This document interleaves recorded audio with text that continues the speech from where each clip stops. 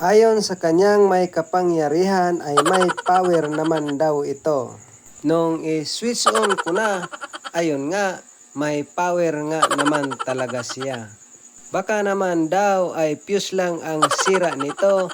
Tingnan natin kung shorted na ang kanyang fuse. Ganito ba talaga ang reaksyon ng test valve kapag sira na ang fuse? Hindi nga. Anak ng pusang walang buntot naman talaga oh. Tama nga ba talaga ang kanyang may kapangyarihan? Fuse lang ang may problema nito? Alamin nga natin ito. Habang binubunot ko ang mga koneksyon nito, sinisipat-sipat ko ang fuse nito kung may problema nga ba talaga, pero sa tingin ko ay wala naman problema. Mabuti pa si may kapangyarihan, alam na agad niya ang problema, pero ako ay hindi ko pa alam kung ano talaga ang problema nito. Nung matapos ko na nga bunutin ang mga koneksyon nito, wala lang, trip ko lang talaga. Ang hunting ko naman talaga dito yung power transistor lang na shorted.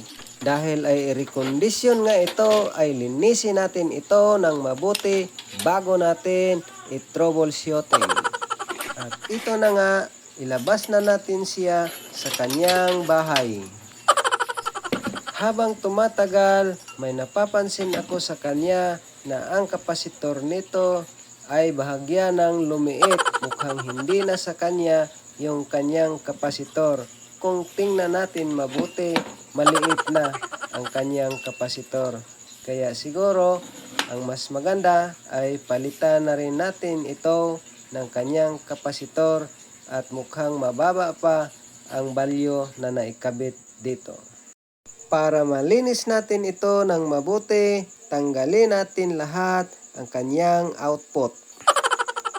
Nung matanggal ko na nga ang kanyang hinang at ito na nga, natanggal na natin ang kanyang output at mukhang gumaana ang kanyang PCB board. At ito na yung kanyang output na nakakabit pa dito sa kanyang heatsink, ay atin na itong testiran para makita na natin ang kanyang problema. Ilang sandali na lang, malalaman na natin kung bakit nagliliwanag ng husto yung ating test valve. Isa-isahin natin to testiran hanggang sa makarating tayo sa pinakadulo. Konting tiyaga na lang, mararating na natin ang dulo. Mukhang ito na nga yon ang nagbigay ng liwanag sa ating test valve.